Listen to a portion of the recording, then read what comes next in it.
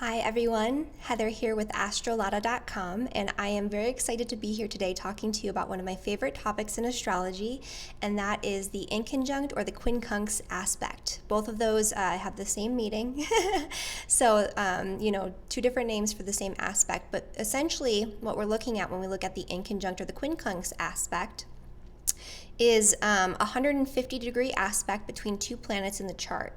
And because of the degree of this aspect, these two planets or these 2 points in the chart, they tend to have absolutely nothing in common because of the sign that they're in.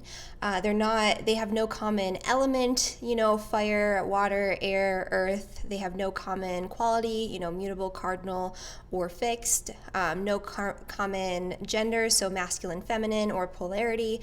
So essentially these two planets are placed in a way where they should have nothing in common, so there's some sort of incongruency between these two planets and these 2 points in the birth chart. And so the reason that I got interested in the inconjunct aspect in the first place is because I have a ton of inconjunct aspects in my birth chart. In fact, I have 7, which is a lot.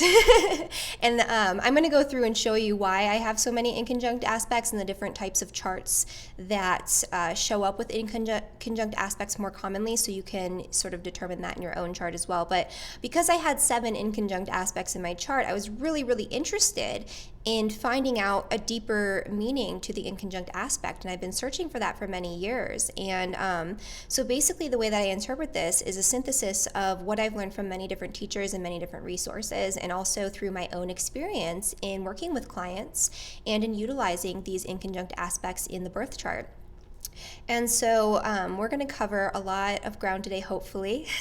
There are layers and layers and layers of meaning and interpretation for the inconjunct aspect. So, we're probably only going to be able to scratch the surface, but I would like to give you a solid, strong foundation so you can understand a little bit about what the inconjunct aspects in your own chart mean.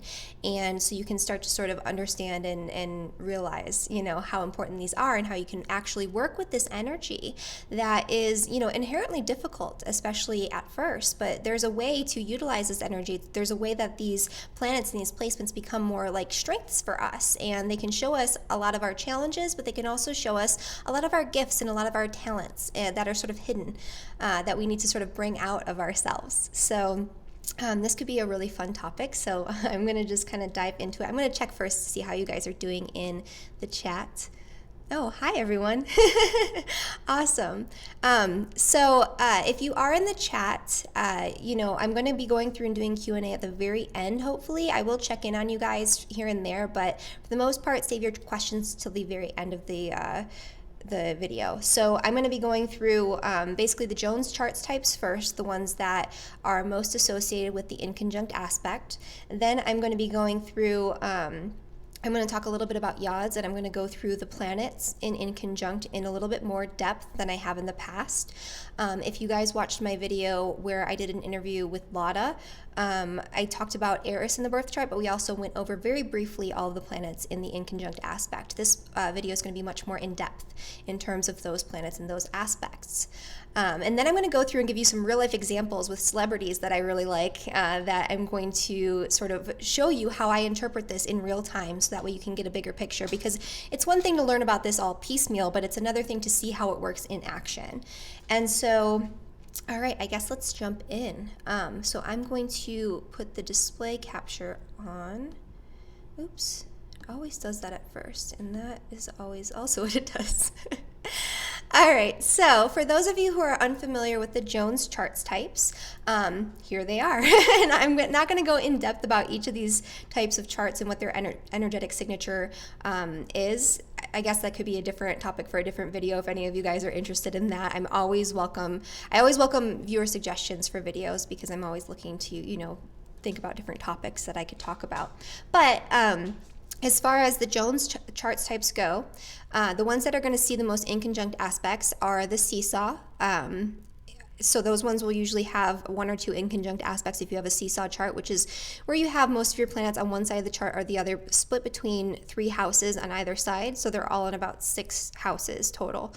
The bucket chart also is one that commonly has inconjunct aspects, but when you do have a bucket chart, the singleton, which is this little planet down here that is on the opposite side of all the rest of the planets, that's the one that usually has the inconjuncts, if there are any. And so the singleton already takes on an extra importance because it's by itself. It's emphasized in the chart in a certain way. And so adding the inconjunct aspects to that singleton, it actually makes it more prominent and it makes it a little bit more difficult to deal with. So if that's the case for you and you have that inconjunct aspect, you really need to learn about this inconjunct aspect because it's going to be really prominent and really important in your birth chart. And then we have the splash chart, which is what I have. Those of you who have splash charts are probably going to have a lot of inconjuncts. And this is because splash charts tend to have one planet, sometimes maybe two planets in one sign, but it's essentially like one planet in almost all the houses. So there's just planets everywhere. And so, this kind of chart has everything sort of piecemeal. It has, it shows that somebody has like a lot of different interests and a lot of different things going on in their chart. And this is the one where you tend to see the most inconjuncts. So if you have a splash chart yourself, you're probably going to see inconjunct aspects in your chart. The locomotive is another one that tends to have inconjunct aspects.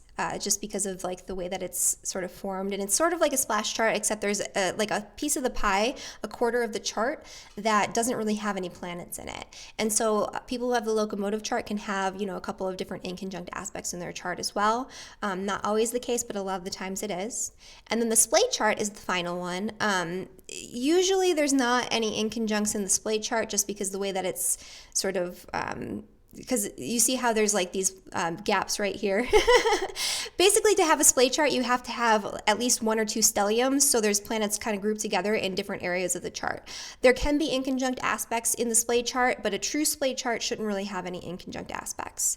But usually people have sort of a combination of different charts. Not many charts are exactly perfect like any of these. There are charts that are, but so that's just kind of an idea of where you can sort of see more inconjunct aspects in the chart. So if you have one of these different chart types, then you're more likely to have an inconjunct aspect in your chart.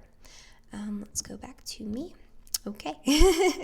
So like I said, the inconjunct aspect is a 150-degree aspect between two planets. I use a 1 to 2 degree orb max. So beyond a 2-degree orb, in my mind, is not an inconjunct aspect. You can maybe look at 3 degrees, but the energy starts to sort of waver.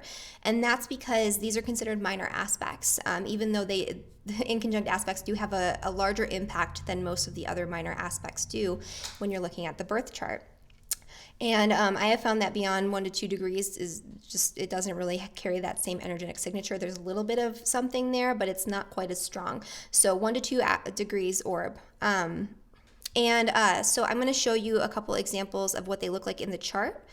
And these are ones that I'm going to be looking at when we go through and I do the demonstration of it. Let's go back to this. So this is Jim Carrey's birth chart. And as you can see here, he has 2 inconjunct aspects. If you're using astro.com, this is going to be indicated by a green dotted line in the birth chart.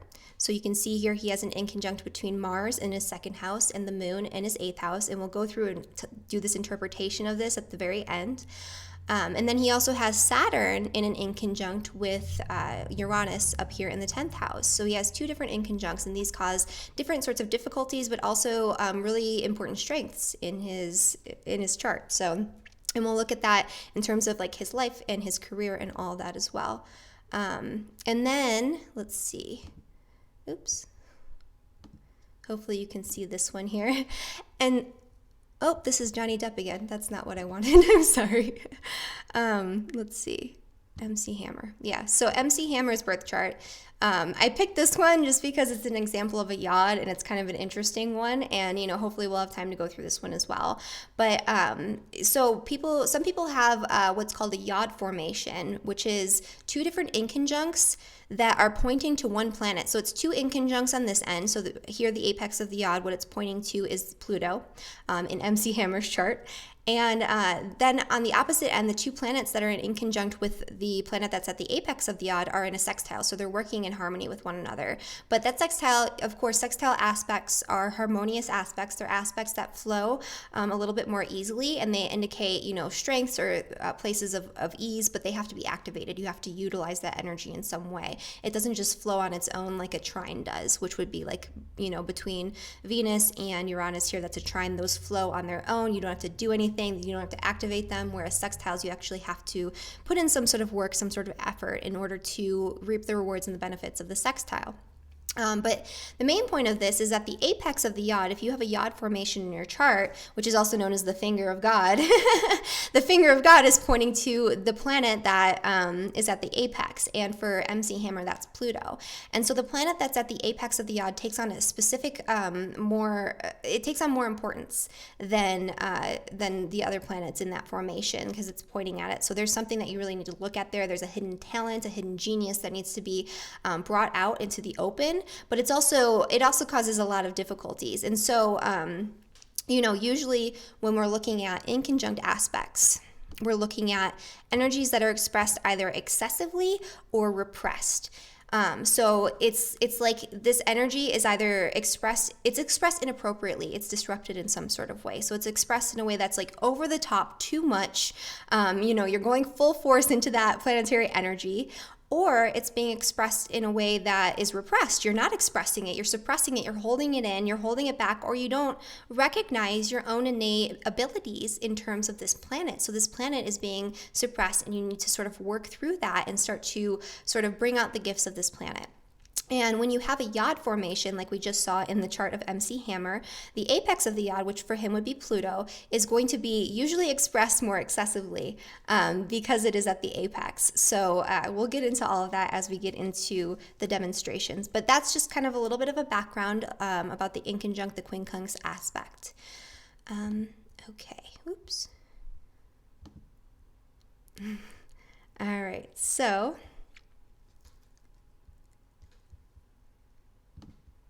Oh, okay. Sorry, I was having some trouble with my screen here. So I'm going to get into all the different planets. And if you do have questions, feel free to bring them up along the way. I am going to check in on you guys a little bit here and there, but most of this is going to be saved for the very end. So if you do have a really important question and you want me to answer it for sure, wait until the end. And also, as I mentioned, we're only going to be scratching the surface here in this video. There's a lot. There's a lot of information, which I will eventually get out to you in some way, shape, or form.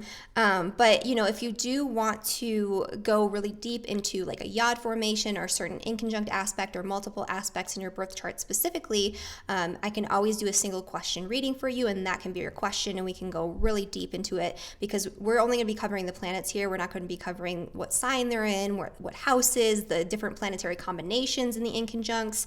And also there can be inconjuncts to the cardinal points, which are, the midheaven, the IC, the ascendant, and the descendant, and those all have different energetic signatures and meanings as well.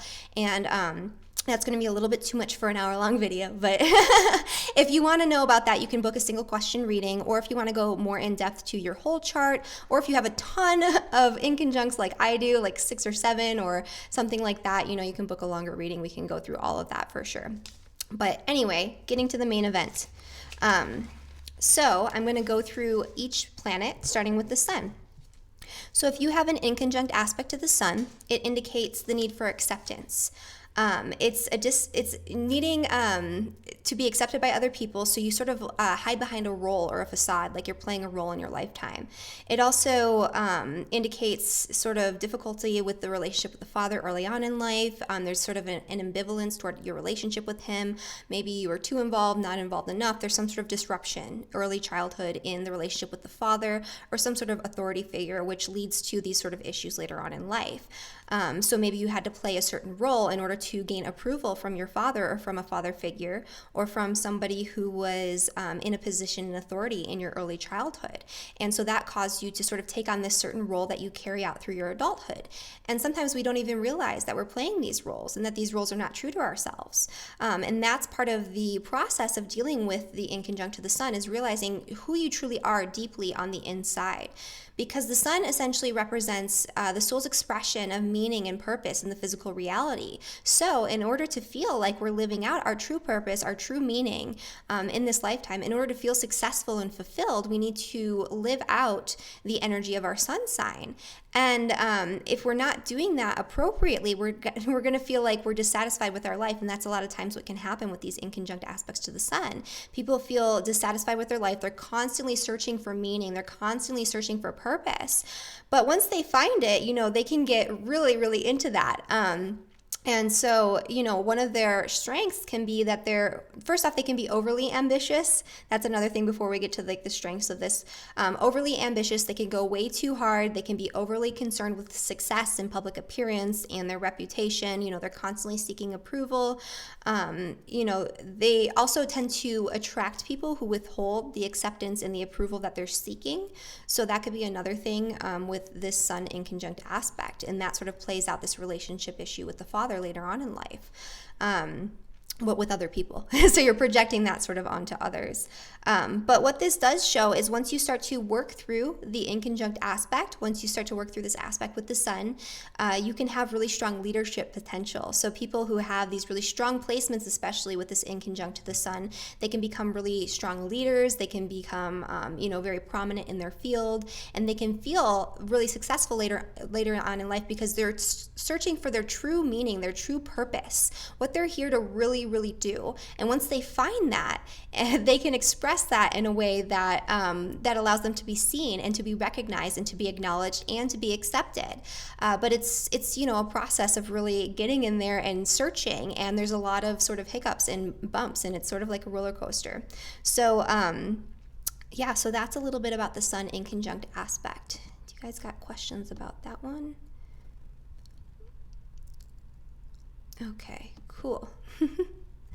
All right, so we're going to be going to the moon now. So the moon indicates problems with emotional expression. So people who have inconjuncts to the moon almost always have issues where they either overexpress their emotions or they repress their emotions and hold them in, and they don't express them appropriately. And usually what ends up happening, it really depends on what planet is on the other side of the inconjunct aspect, but what I normally see happening is that they'll repress their emotions, and repress their emotions, and then they'll come out at a time that's inappropriate. So there's usually an inappropriate emotional expression where people are either not in touch with their own emotions, so they can't really express them properly, or they are way too driven by their emotions and they express them a little too willingly in situations that are completely inappropriate to do so. And again, this context of this depends on where it is in your chart, what sign and what planet is on the opposite end of the inconjunct aspect. But essentially what this shows is that the mother might have been, or a mother figure or a nurturing figure in life early on might have withheld, emotion from the child, or might have expressed emotion inappropriately. And so you kind of like learn that from your mother, from some sort of nurturing parent. That could also be a father, in this day and age. A lot of times we have stay-at-home dads, or the father is like the more nurturing figure. Or it could be like a nanny or an aunt or whoever it is that was prominent in your life in a nurturing way, not expressing their emotions toward you and not expressing their emotions in general in a way that was, really appropriate. And so this can cause you to, again, be overly emotional, to express your emotions inappropriately, to hold them in. It could also be that you're constantly also seeking approval and disapproval. So that's kind of a similar thing to having the moon and the sun, but this is a more internalized way. So you're seeking like approval of your emotions, approval of your feelings from the outside, from an external source, somebody to validate your feelings, someone to validate your intuition, someone to validate how you feel and the way that you perceive things on the inside, which is not always going to be a thing that happens for you or for any of us, But there's a sense that you're seeking emotional validation from other people, and you're more sensitive to disapproval from other people as well, especially when it comes to when you share your emotions. Because when you finally do share your emotions with other people, because you are so sensitive to this like approval-disapproval sort of dichotomy, if somebody shows even the slightest hint of disapproval of the emotions that you just expressed, you're going to internalize that a lot more, and you're going to feel that a lot more. And you're also going to be really extremely sensitive to betrayal, with moon inconjunct. So betrayal becomes really important as well. Experiences betrayal, so you don't really tolerate people betraying you. You expect loyalty from everyone in your life. And then so an internalized sense of self-judgment, those types of things as well. And what the talent is with this lunar inconjunct is that you usually have a talent for influencing the emotions of other people.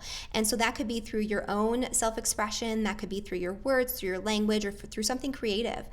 This often gives a really great talent for, acting, because you're influencing the emotions of other people through your work, through your acting, through your art that you're creating. Also like painting and doing things like music, like writing music, composing music, playing music, especially music that's very emotional and very deep. So you have this sort of innate ability that sometimes is latent. Sometimes you need to really bring that out, especially if you're repressing your emotions in the way that people often do with these lunar inconjuncts. But there's a hidden talent here for influencing the emotions of other people, and that could be used in a lot of different creative pursuits. So it's a really awesome gift as well. So the next one is Mercury. So Mercury is a disturbance or a dysregulation in the ability to think or communicate. A lot of times they could be either non-communicative, they don't communicate their thoughts, or they don't communicate their thoughts well, or they don't see things clearly or think things through very clearly, or they might be very quiet or very shy because they're used to getting judged or criticized, so they're sort of withholding information for fear of criticism from other people, because maybe that was their early childhood experience, that they were criticized for their ideas or for communicating, or their communication wasn't received in the way that they would have wanted it to be. So this could cause you to withhold information or to overshare information, to talk too much, to say too many things, and to share information that's not necessary, so you can become a little bit redundant in your speech. This could also indicate feeling misunderstood or not being able to express yourself clearly so that other people can understand it. So that's another sort of expression of the Mercury inconjunct. Also, people who have the Mercury inconjunct, the ones that especially that like sort of overshare information, they can be really blunt as well. So they have this sort of blunt way of sort of presenting information to other people that might not be received well. They can also have, so there's a fear of criticism, a fear of ridicule, a fear of, being criticized for your thoughts, your communications, all those types of things. So you either go way too hard or you repress it. But other than that, they have a talent for presenting new ideas and new information in a way that's very concise and that's very to the point. It could be like a talent for writing. Also, people who have Mercury inconjunct usually have either like a really good sense of humor or a really odd sense of humor. So this is good for like comedy and like taking serious topics and providing some sort of humor around that, so people can sort of accept it a little bit more easily, a little bit more readily. So yeah, it's good for presenting new information. It's good for writing. It's good for sort of really mercurial pursuits, especially if it's at the apex of a yacht or something like that. You can have this hidden talent for communicating things in a way that's different. And then Venus in an inconjunct indicates difficulty with self-worth, self-assessment. Also financial things fall under this realm of Venus. But a lot of it has to do with feeling unworthy of love, and it has to do with experiencing, sorry, that's my dog in the background. It has to do with experiencing love in early childhood that was conditional. So you were only given love from like a parent or an authority figure or someone in your life in early childhood. It could even be your peers or the people that you were close to in your childhood, but only being given love based on conditions. So the love that you were given was not always unconditional, and so you learn that you have to be a certain way or do a certain thing in order to get the love that you're seeking. So you feel unworthy of just getting love for just being you. And usually these people, they feel unlovable in one form or another, but they're usually very lovable. Like it's interesting because they tend to feel like they're unlovable, but they tend to be very lovable people, and people usually tend to gravitate toward them. So this could, the other thing that this indicates is issues with like the appearance and wanting to appear either very beautiful, or maybe you had an experience early on when you were picked on for your appearance in one way or another. So later on in life, you either overgroom and overdo it in terms of your appearance. So you spend too much time focusing on looking beautiful and looking good, too much money on hair and makeup and those types of things. Or people tend to neglect their appearance completely because of that experience. They feel like it's not even worth trying because they innately feel ugly, not beautiful, not worth it, not lovable. So they sort of externally manifest that by not taking care of themselves. And there's also a need to feel liked by everyone. So a need to feel love and to feel acceptance from everyone that you encounter. So people who have these inconjuncts to Venus, they don't tolerate people not really liking them or not really approving of them. So a lot of these sort of inner planets have to do with seeking approval as well. So there's also difficulty finding enjoyment in life and difficulty finding enjoyment through relationships due to your own issues and your own issues with self-worth and those types of things as well. So, learning to find joy and find balance in your relationships can be something that's really difficult for people who have the inconjunct of Venus. And also the value of money. So assessing your own self-worth and your own monetary value for your own gifts, for your own services, for the things that you do in the world, that can be difficult. So people who have this Venus inconjunct, they tend to either really overcharge for their services or ask for really ridiculous promotions or something along those lines, or expect a really high salary when they don't necessarily deserve it, or they undervalue themselves. And that tends to be more the case where, they're not being compensated appropriately. They're not asking for appropriate compensation for their services, things of that nature. So it can go either way. So it's about learning your true value in terms of like money. Also, they can have difficulty understanding money in general. So people who have this Venus inconjunct can either overspend and waste a lot of money, especially on things that are luxurious and that are pretty, or just completely unnecessary. Or on the opposite end of the spectrum, they can be very cheap, very stingy, and they might not spend very much money at all. So it kind of just depends. Again, this is either, and these things can sort of oscillate and like go back and forth throughout your lifetime. So, if you have a Venus inconjunct at some points in your life, you can feel really lovable. You can feel, you can have a high sense of self-worth, or you can have a low sense of self-worth. You can you can be really, extravagant in your spending, and then you can go through periods where you're really cheap and you're buckled down in your spending. So it's not always that you're one way for your entire life. It sort of changes. And also you can have a combination of these different traits as well. It doesn't have to always be one or the other. It can be different combinations of the way that these things show up, and that goes for any of the planets that we talk about. So you can have periods in your life where you're like overexpressing your Mercury, right? And then periods of your life when you're underexpressing and you're withholding.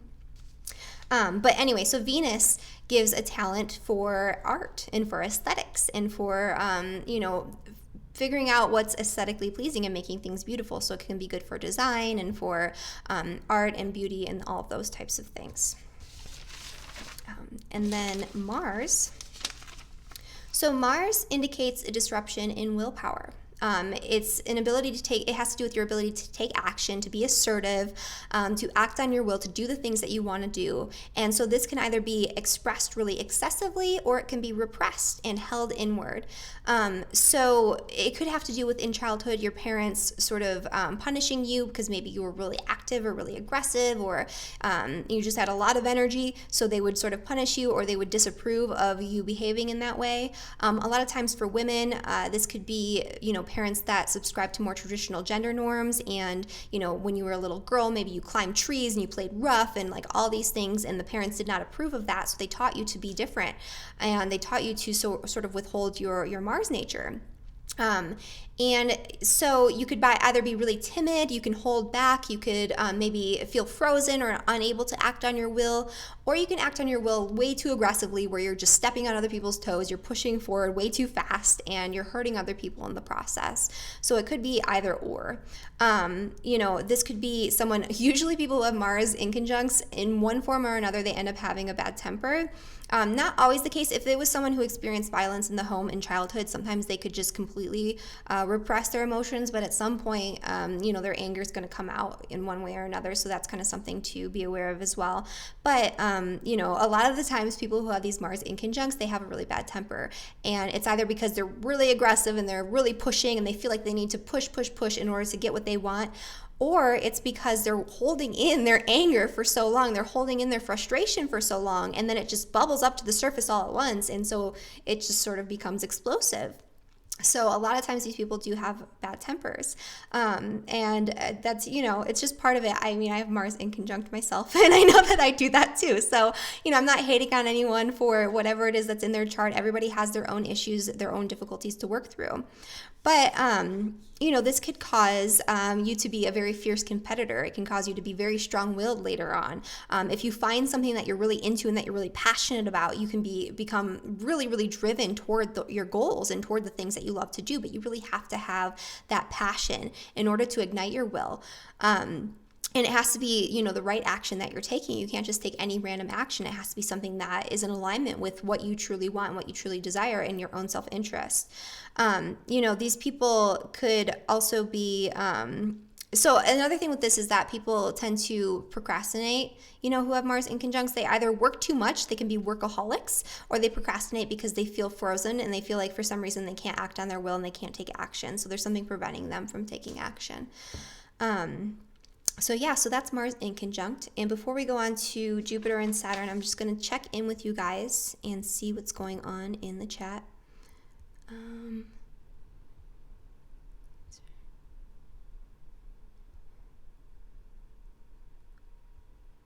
Okay, so you guys are just chatting with each other. Okay, that's cool. All right, so I'm going to go back to what I'm saying. So we're going to go to Jupiter. So Jupiter, of course, is the planet that has to do with expansion. It's expanding the mind. It's expanding, deeper meaning and purpose. It's philosophy. It's adventure. It's optimism. It's all of these things.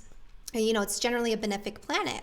But when you have Jupiter in conjunct, it disrupts your expansion. It disrupts expansion on all levels, and that includes physical, mental, emotional, spiritual, energetic, all of that. So there's a lot of disruption in terms of your ability to expand on all these different areas. And that could be because either you are overly optimistic and you jump into things way too much and you overestimate your abilities, and that causes you to become disappointed or to not attain your goals or to not grow in the way that you need to grow because you're sort of overdoing it, and that sort of leads you to your own demise. The other thing is, that you could be a little bit pessimistic or undervaluing yourself or sort of underachieving in some sort of way. Usually this is excessive optimism, though, and becoming overly optimistic or jumping in too much. It's like overly expansive.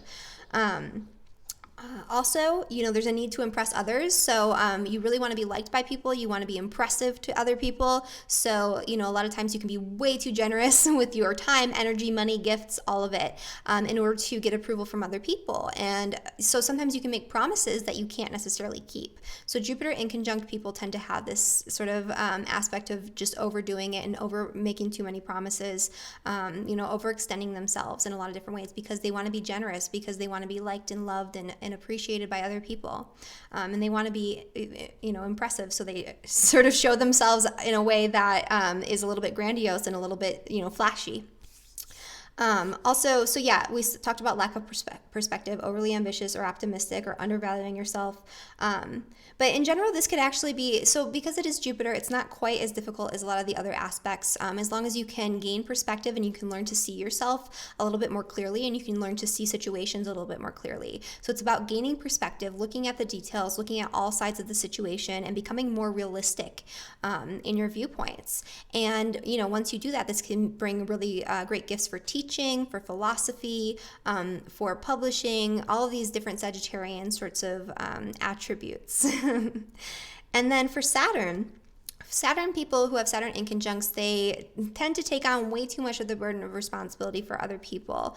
They need to prove themselves responsible. So they tend to sort of take on other people's burdens, emotional or otherwise. Again, the burdens that they take on for other people can be indicated by the placement of Saturn in the birth chart in the houses. It can indicate the sign, and also, the planet that's on the opposite end of the inconjunct can give you a little bit more clues into that. But in general, it's taking on way too much burden of responsibility for other people, and you become bogged down by these other responsibilities. And a lot of times people who have Saturn in conjuncts are not able to fully be responsible for themselves, but they don't see themselves that way. They see themselves as being very responsible, and they're constantly trying to prove how responsible they are. And they don't realize that by taking on too much burden of responsibility for other people, they're not being responsible for different, things in their own lives that need to be taken care of. And This could also indicate a disturbed sense of timing. That's something that's really big with these Saturn inconjuncts. Your timing is off. You don't know when to, hesitate or when to push forward. A lot of times there can be a lot of hesitation with people who have the Saturn inconjunct, and it's just a really sort of off sense of timing. So not knowing when's appropriate for, what time is appropriate for doing things. When the right moment is. Missing the mark, missing the moment, waiting too long, thinking about it too long, hesitating too long, and missing, opportunities because of it. That can be a very important and difficult thing to deal with the Saturn inconjunct. Also, Saturn inconjunct people, they tend to feel really awkward, like in social situations where they're in groups. So, they can be fine one-on-one with people or in small groups, but if they're like at a big party with a bunch of people they don't know, they're going to be real awkward. They're not going to like that very much. So that's another thing with the Saturn inconjunct that's kind of a little quirky. They're better in sort of solitary situations and in situations where they're like connecting one-on-one with people and things like that. They're not necessarily the best in groups because there's a sense of awkwardness. But they make excellent teachers, excellent, authority figures. They can be in sort of the corporate world, things like that.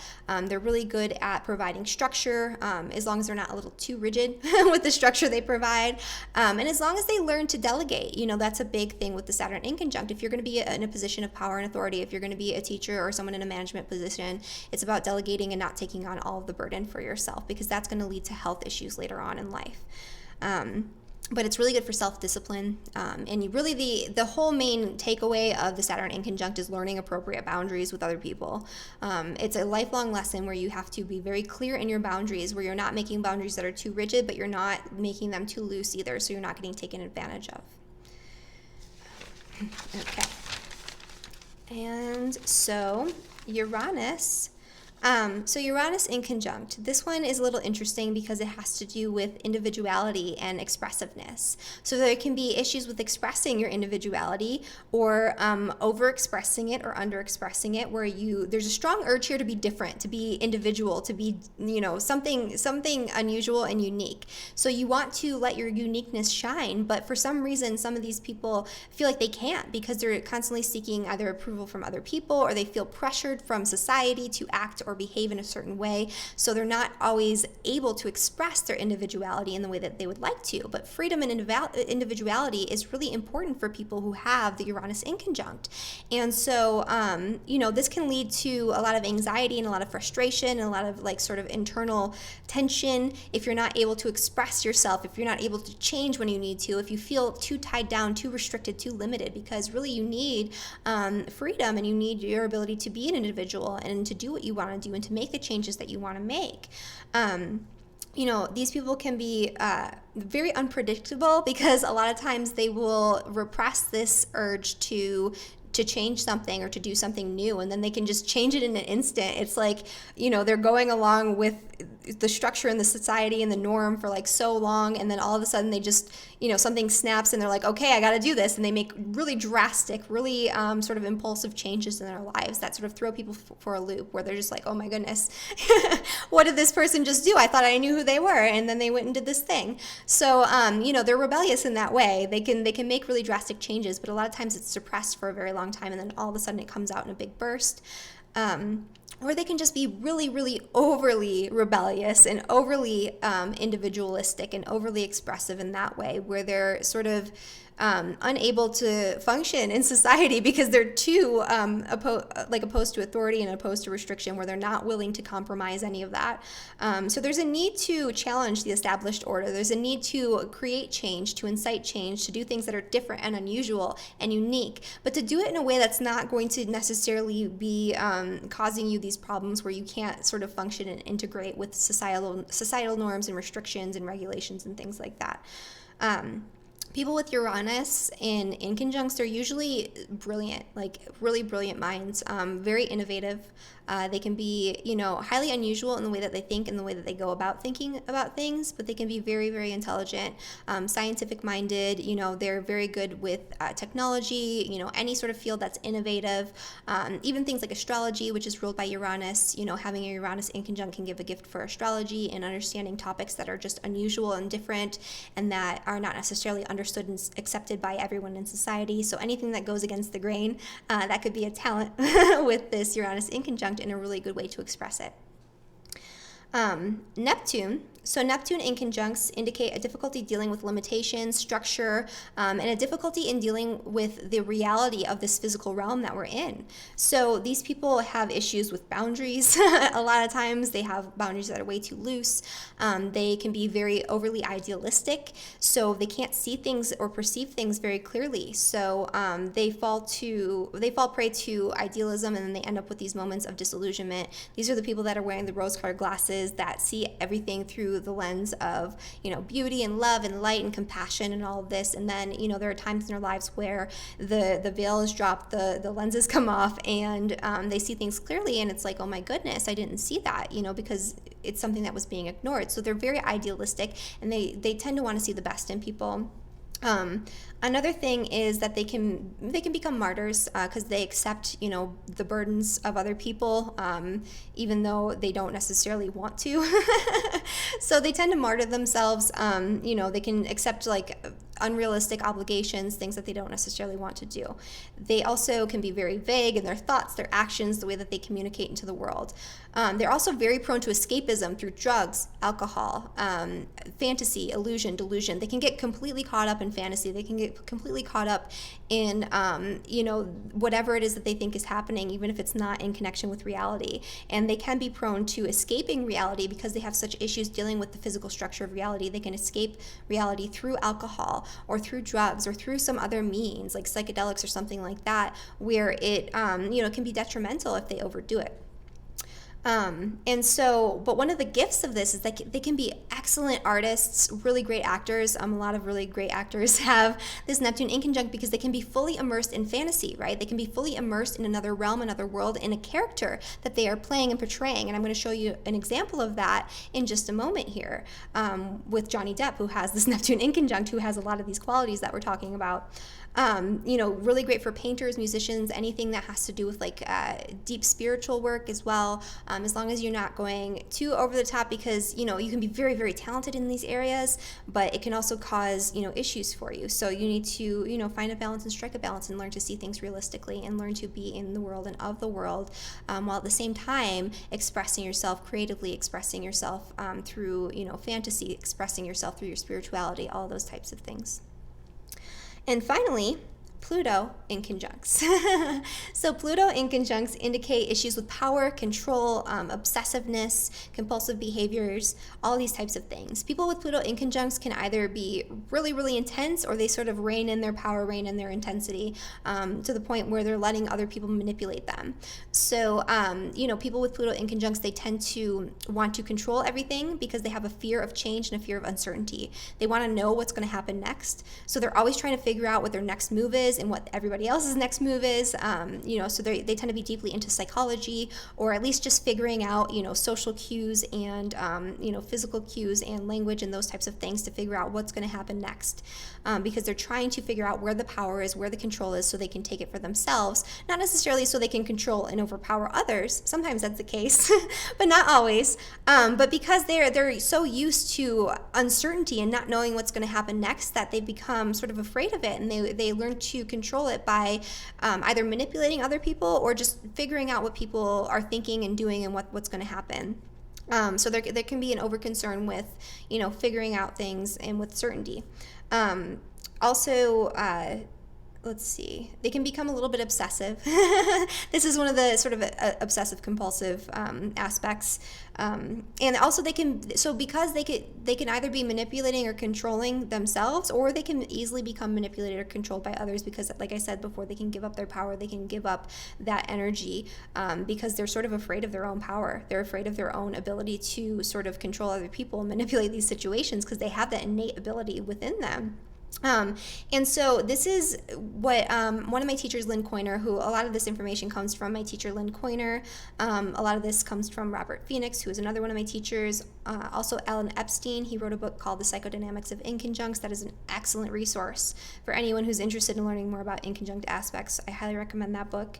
But one of the things that my teacher, Lynn Coiner, taught me about the Pluto inconjuncts and any sort of afflictions to Pluto is that they can either become psychic vampires, so they can become manipulative, they can manipulate other people and play off their energy, or more often they are prone to sort of attracting people who are psychic vampires. So that's just kind of something to be aware of as well. So you can sort of be prone to attracting people who are manipulative and that are trying to manipulate you in some sort of way.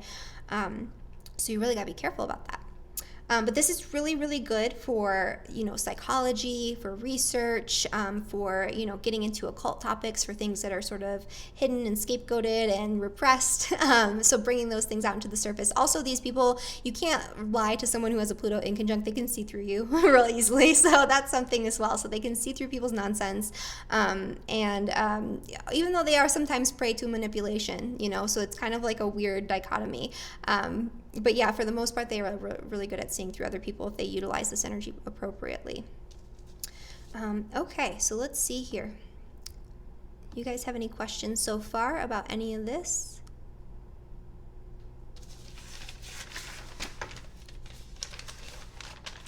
Okay, so I'm going to go to the next topic, which is going to be, I'm going to show you how this works in all of the birth charts. Okay, you guys don't have any questions so far. If you have any questions, let me know. No, asteroid Lilith and black moon Lilith will not be discussed. We don't have time for all of that, but I will be getting into that later on. I will figure out a way to get you all of the information about the inconjuncts. There's just so much. So we're just talking about the main planets right now. But we will get into that at some point, and I'll let you know. Okay, so we're going to, let's get in here. Display capture. We're going to get into Johnny Depp's chart. All right, so actually, let's go to Jim Carrey first. I think Jim Carrey is an interesting one. So we're going to do Jim Carrey's chart. So this is Jim Carrey's birth chart. And I picked Jim Carrey because I think he's really interesting. He's very good at sort of immersing himself into the roles that he plays, but he's a little quirky. He's a little sort of, different. And, he's had a lot of psychological issues, a lot of emotional issues. He's had a lot of stuff that's come up, for him in his lifetime. So he's had sort of a lot of difficulties, but he's also very talented at what he does. You can see he has Neptune on the ascendant, which is why he's so able to sort of immerse himself in the characters that he's playing or whatever it is that he's doing. So that's kind of just something that I noticed first off the bat, but it doesn't have to do with the inconjuncts. But Jim Carrey, so the first thing here, and also he's sort of been recently in the news because he did sort of a weird interview at the Icon Awards. I don't know if you guys saw that, but if you haven't, go on YouTube, search it. It's very good. It's very interesting. I really liked it, actually. And normally I don't follow these types of things and I don't pay attention to them, but it's just the content of what he was saying that I thought was very interesting.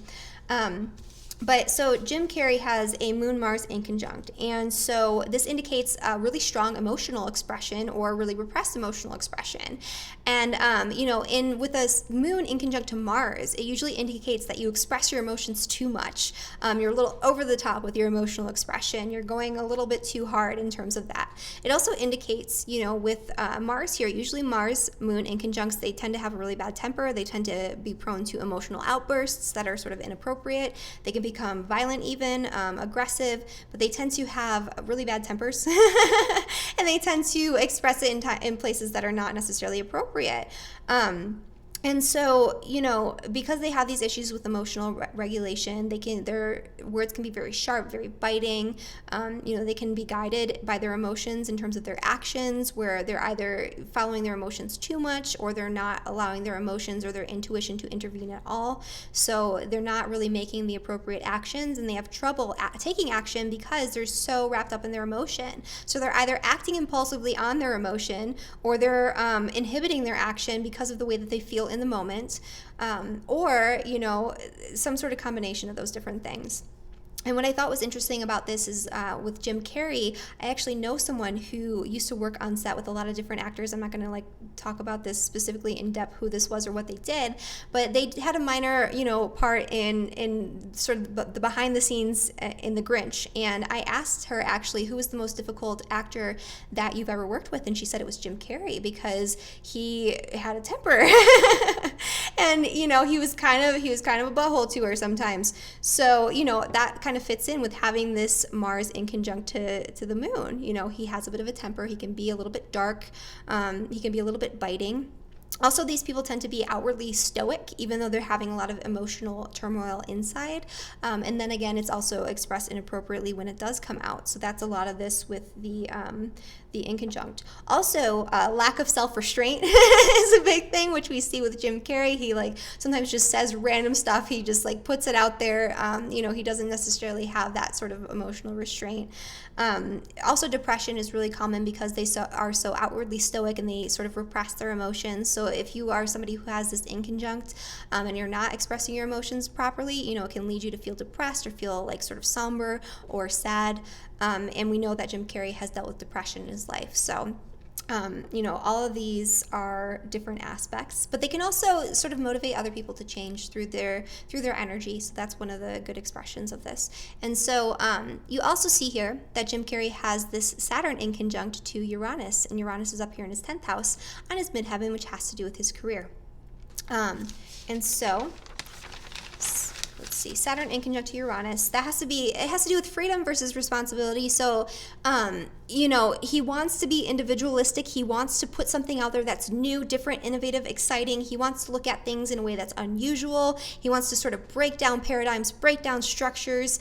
He has a talent for doing that, a talent for overcoming the limitations of tradition, the limitations of sort of what already has been put into place in sort of the structures in Hollywood and in general, in our society. But at the same time, he has to work within those structures, right? Because he's part of it. He's out there in the public eye. He's part of, Hollywood. He's part of the media. He's part of that. So he can't completely disregard it. He can't completely burn it down, because in doing that, he's sabotaging himself and his own well-being. But there's a need here to balance the sense of responsibility, the sense of limitation and restriction with this really, really intense need for rebelliousness and for doing things that are different and for instigating change. And I think that this is part of what we saw in that video with Jim Carrey at the Icon Awards in that interview, was that he has been looking at things that are deep and esoteric and different and unusual, and he really wanted to express it. He really wanted to put it out there and to shake things up and sort of poke at the structures of the mainstream media and of what it is that the Hollywood holds dear. And so that's kind of what he did at the Icon Awards. It's also, so he's rebellious, he's different. He can also be very erratic, doing things really impulsively. But also, usually people who have these Uranus Saturn inconjuncts, they can be really intelligent in a way that's very sort of disciplined and scientific. So if you listen to that interview and you listen to what he was talking about deep esoteric topics. He was talking about sacred geometry and all of these things. And he was talking about it in a way that was very sort of philosophical and unusual, but also very scientific and grounded in some sort of knowledge base. So it was just very interesting the way that this sort of played out, because it is in his 3rd house of communication, with Saturn here, and at the 10th house, it's his career, it's his public reputation. And so at some points in time, he's going to do things that sort of go against the norm and go against the status quo. All right, so let's see here. Okay, so next we're going to go to Johnny Depp. Johnny Depp is an interesting one. So he has this inconjunct between Jupiter and Neptune. So like I mentioned before with the Neptune inconjuncts, these people can be really immersed in fantasy, delusion, things that are beyond our reality. It makes people really good actors. And I think that that's one of the things that Johnny Depp is known for, is really immersing himself in his characters, especially when he does the Pirates of Caribbean and stuff, and he'll take that character outside of his own work, and he really sort of becomes the characters that he plays. And so that's one of his great talents. But it's also one of his downfalls, having this Neptune inconjunct, because he has dealt with substance abuse throughout his life, especially alcohol and potentially heroin, which are very Neptunian substances. So, he escapes through fantasy and illusion, but he also escapes through substance abuse. And, he has a difficult time dealing with reality and dealing with being in reality. And with this being in his with this inconjunct being with his Jupiter, he sort of doesn't have a good idea of his own importance. It can be overly idealistic, overly optimistic, viewing things in this grandiose way that is just not at all in touch with reality. So that's something to be sort of aware of as well. Let's see, what else? Oh, also, he has an inconjunct between the moon and his ascendant, which I know we didn't talk about inconjuncts to the ascendant yet, but, inconjuncts, I thought this was interesting because inconjuncts to the ascendant usually indicate sort of like an over-concern with your appearance. And usually a rigidness also in that area it can be as well. And it's really interesting because if you look at Johnny Depp now, he's like in his 50s, he still dresses and like has his facial hair and everything the same way that he did, way back in the day when he was like in his 30s and stuff. And so he keeps this image, he maintains this image even though it's not necessarily age appropriate anymore. And I just thought that was interesting. So he has an over concern with his image and the way people see him and the way he looks and those types of things, which I think is interesting as well. But we're not going to get too deep into that. Okay, let's go back here. All right, guys, so do you have any questions? You have Saturn in conjunct Uranus. You can, okay, yeah, interesting. Do any of you guys have any questions? Oh, his depression. Yeah, he was, Jim Carrey was, that's one of the things that I was thinking about when I was looking at that. Did I? Oh, there we go. Sorry, I had the display capture on instead.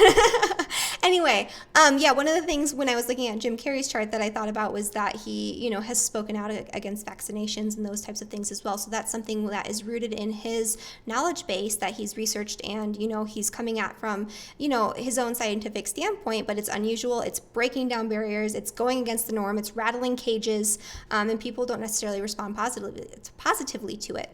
So he does this in a lot of different ways. But yeah, do you guys have any questions, anything about inconjuncts or anything like that before we get going? Let's see. What about Uranus inconjunct moon? Uranus inconjunct moon can cause you to have really erratic emotional expression. So it causes you to sort of, first off, you have that rebellious nature where you need to be independent, you need to be different, you need to be rebellious, but at the same time you want to be approved of by other people. So you're seeking approval, you're seeking appreciation, you're seeking love, and you're sort of so there's a disconnect there because you're seeking approval from other people and you need that sort of approval, you need that sort of appreciation from others, but at the same time, you need to be rebellious, you need to do your own thing, you need to be free, and so that can disrupt your feeling of safety and security, your feeling of being loved and supported and approved of by other people, because they're not necessarily always going to respond positively to, your behavior, which may be a little bit erratic, it may be a little bit sort of impulsive. You might bring about change all of a sudden at times that are sort of like people don't expect it and those types of things. So it rattles some cages and people might not always be approving of your behavior when you do act out rebelliously. So it's about finding balance between seeking approval and, honoring your emotions and honoring, this feeling of safety and security and this need for approval, this need for security, but also honoring your rebellious nature, but not doing so where it completely, throws everything off balance. I hope that makes sense. And let's see. Okay, cool. Moon in conjunct Saturn. Moon in conjunct Saturn people, they usually repress their emotions because it's Saturn. So it can be emotional repression. It can be not necessarily recognizing your own emotions, not being able to express them properly. You can go through periods of life where you're not even in touch with your own emotions. You don't even know what you're actually feeling deep down inside. So it's impossible to express them appropriately if you're not in touch with your own emotions and your own emotional well-being. So there's a process here of not repressing your emotions and not holding on to your emotions. So learning how to express your emotions, learning how to identify your emotions, learning how to work with your emotions, that can be a lifelong process and it can be a lot of work. Also, Saturn in conjunct the moon indicates that you probably take on a lot of the emotional labor and the emotional baggage for others. So people might dump their emotions onto you and you have to hold that like a container. You have to be responsible for their emotions. You have to be responsible for lifting them up and supporting them in some sort of way. You can be overly nurturing. You can take on too much of the burden of responsibility for nurturing other people to your own detriment. And so, you can become hurt in that process because in doing that, you're not able to take care of your own responsibilities. You're not able to take care of your own needs. You're not able to nurture yourself. And, a lot of times people who have these Saturn inconjuncts who let these burdens pile up and allow people to take advantage of them, or to, they take too much responsibility for other people, they can become sick later on. So it's really important that you learn really good boundaries, especially with the Moon Saturn inconjunct, because you're just taking everyone's emotions, taking responsibility for everyone else's emotions, but not looking at your own a lot of times because you're not really expressing them. There's that repression of emotion there. So that's a lot of the imbalance with the Moon in conjunct Saturn. Okay, maybe one more. Saturn in conjunct Ascendant. Mars. So Mars in conjunct Saturn, that's going to be a repression of will. It's going to take longer for you to act on your will usually than it will for other people. It can cause you to miss opportunities, to not take advantage of proper timing, to not act when the timing is right, to not act on your impulses, even when it is appropriate. It can cause you, it's usually a repression when it involves Saturn, when it has to be that Saturn in conjunct. And again, taking too much of the responsibility to act on behalf of other people, that would be a Saturn in conjunct to Mars type of thing. So instead of, acting on your own behalf, you're taking on the responsibility to take action for other people. And that's not necessarily, good for you to do, especially if you're neglecting your own needs and your own actions in the process. It can make you procrastinate, having Saturn in conjunct Mars, where you wait too long, or you feel like you can't act for some reason, or you feel inhibited or limited by some sort of structure, some sort of barrier that doesn't allow you in your mind to take the action that you want to take at the time that you want to take it. All right, so I think that is all we're going to do for today. Thank you so much for joining me. I promise that we'll do something else with these inconjuncts because there's so many layers. We need to go through all the combinations. We need to go through some of these other points and planets. We need to go through the signs, the houses, all of that. So, I promise we'll do something. We'll get to that. In the meantime, I hope that you found this really helpful, and I hope this provided a really solid foundation for you, in terms of the inconjunct aspects. And again, if you do want a reading from me, the link is in the description of the video below. I offer single question readings, 30, 60, 90-minute options. So whatever it is you want to do, if you want to learn about your inconjuncts and any other aspect in your chart, feel free to contact me. All right, guys, thank you so much for being here. Bye.